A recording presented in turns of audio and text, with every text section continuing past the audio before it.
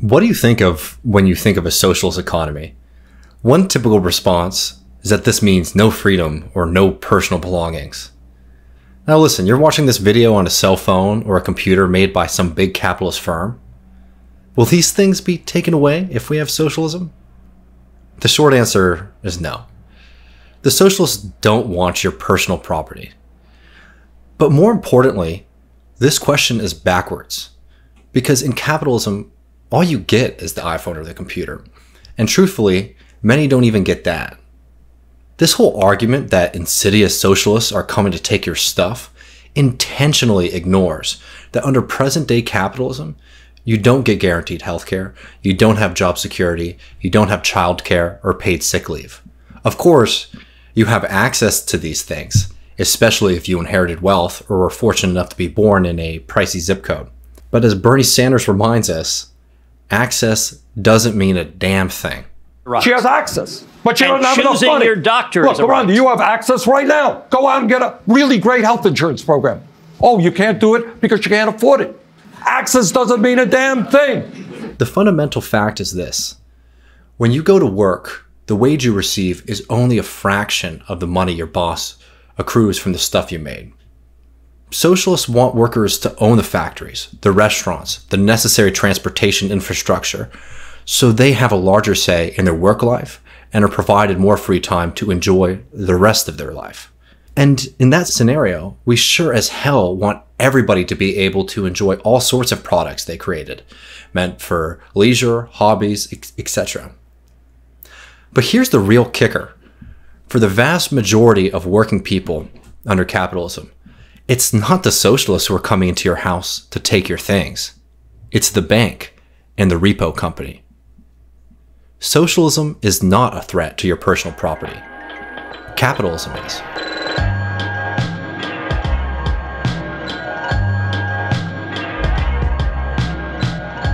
As wages have dropped for working people across the board, private finance has stepped in at an alarming rate. This means that people are effectively owning less and are paying more for their personal belongings. Debt is capitalism's solution to a problem it created. If you're a capitalist, what are you supposed to do if people can't afford to be consumers? Who will buy the things that you need to sell to turn a profit? Enter credit.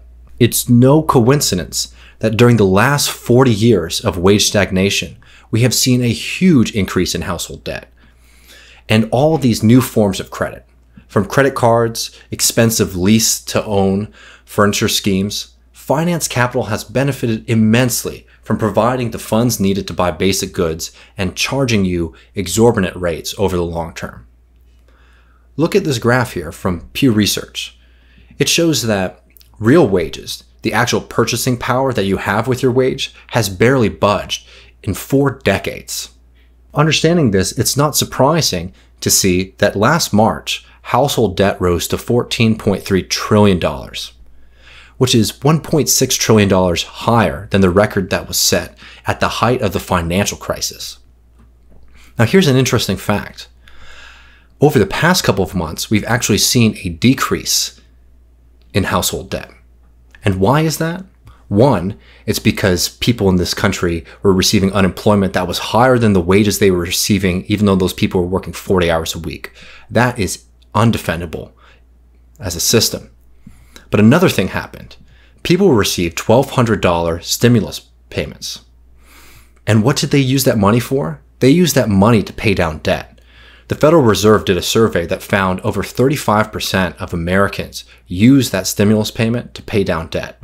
And a recent survey that came out from the Federal Reserve found that around 31% of Americans said if there's a second stimulus, they'll use that money to pay down debt again.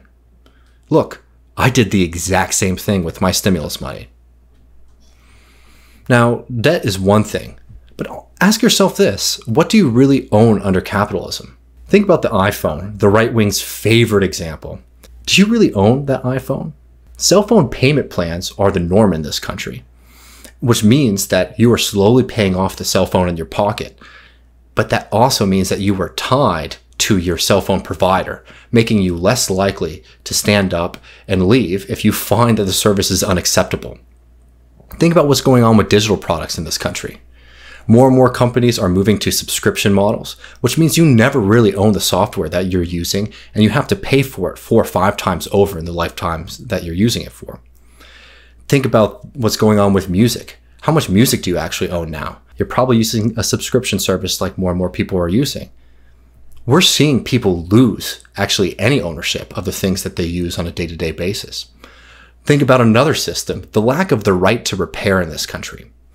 Manufacturers of things like tractors, iPhones, and all sorts of goods have been actively preventing people from repairing products that they own, arguing that it is an infringement of their proprietary rights as manufacturers.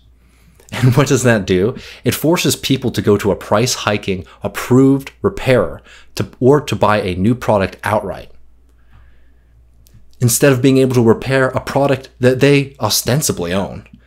Whatever happened to the right to personal property under capitalism?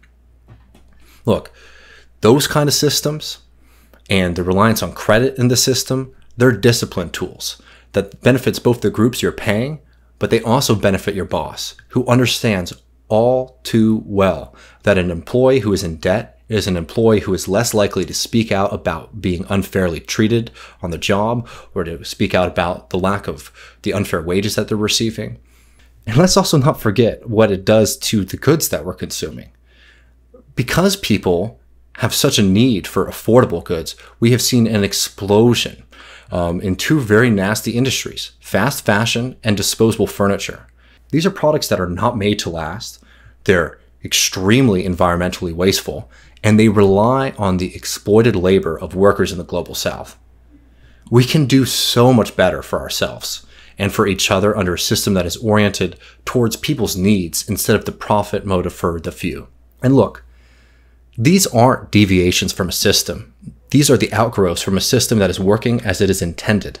When all of the most important aspects of society that provide us with food, shelter, healthcare, and other essentials are privately owned and controlled by a small handful of billionaires, we're at the mercy of their performance in the market. So, no, socialists aren't against your personal property. We're opposed to the private monopoly over society's productive assets. What we are against is a power dynamic where whether or not you will have enough calories in a day, have a roof over your head, or have access to needed medicine, that's determined by a small class of capitalists who use the power that they receive from owning the productive assets in society to demand the lion's share of profits produced by working people. What socialists aim to do is to put those productive assets into the hands of the workers, cut out the middleman, and allow working people to democratically control their labor and the profits resulting from it.